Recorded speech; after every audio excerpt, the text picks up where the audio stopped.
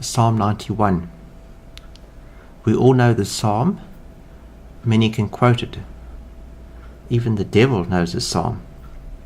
If we look at verse 11, verse 12, we see, "For he shall give his angels charge over you," skipping the line, and then into verse 12, "In their hands they shall bear you up, lest you dash your foot against a stone." This was quoted in Matthew 4:6, when Satan tempted Jesus Christ, took him to the pinnacle of a temple, the temple in Jerusalem, and offered him a shortcut, a way which was easier than going through the cross, is to just simply to jump from the pinnacle of the temple. And if you look carefully, that this line was omitted in Matthew's account, to keep you in all your ways. And if you look carefully at this in the context, that in the journey with God, that actually your ways become His ways. And if you do things your own way, or in the flesh, that this promise will not be fulfilled, that the angels will not actually bear you up because you've done things your own way in the flesh and not according to His way. So this temptation was very subtle. It was to giving Jesus a different way. Instead of going the way of the cross, and through the providence of God, He offered a different way to Jesus Christ. This was the temptation. So we see Satan here quoting Psalm 91, and he probably knows it better than most Christians, most of you who are watching that know it. So he was quoting verse 11 and 12. Most of you probably can quote maybe the first verse and the second verse, but Satan knows the scriptures quite well. He was quoting from a bit further down. So we see interesting nuggets in Psalm 91. And what's most important with it is, even the commentators bear this out, that not all Christians dwell in the secret place of the Most High. Only a few Christians, a few believers, actually come into this place of dwelling in Him. Most are living in the outer court. Very few people have actually come to this place. And it's very important, this. It's actually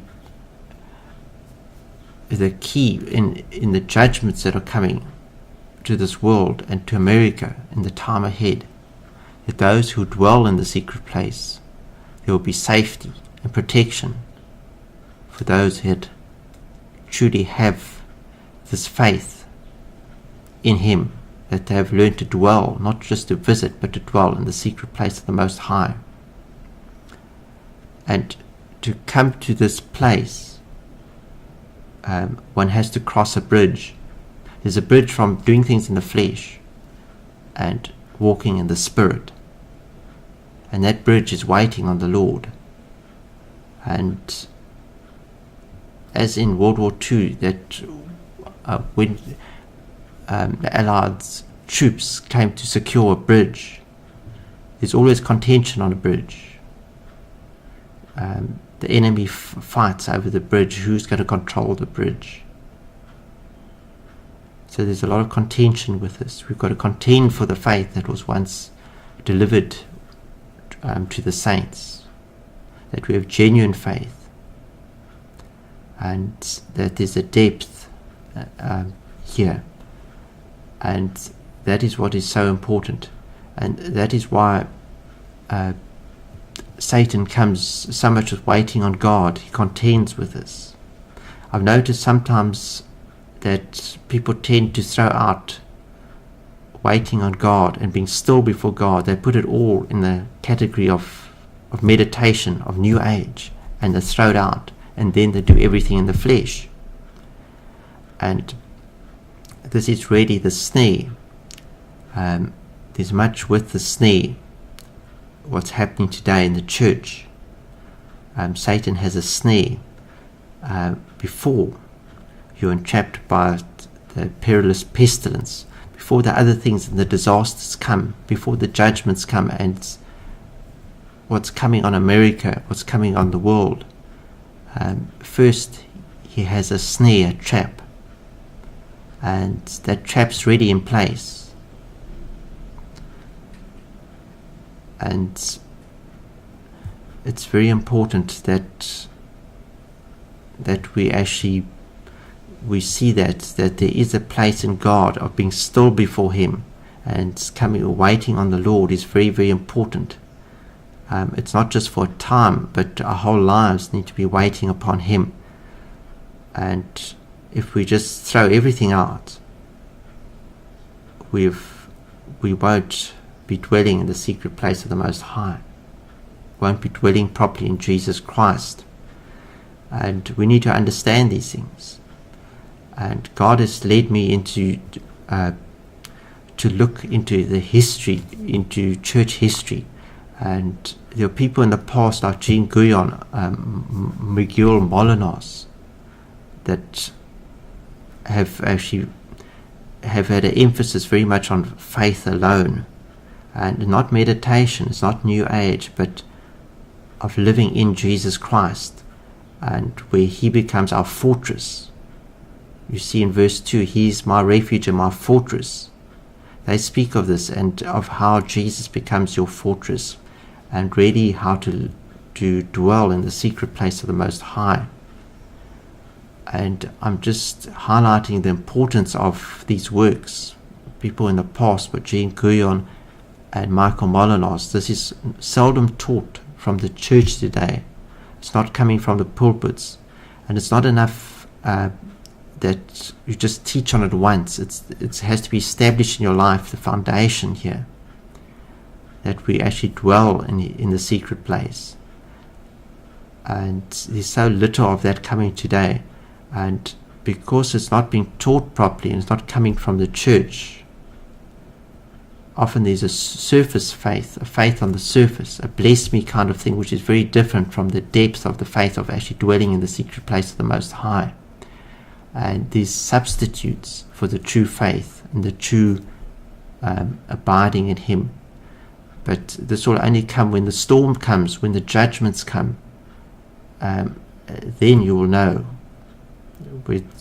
who has the true faith and those who've just got a substitute. It will become very apparent.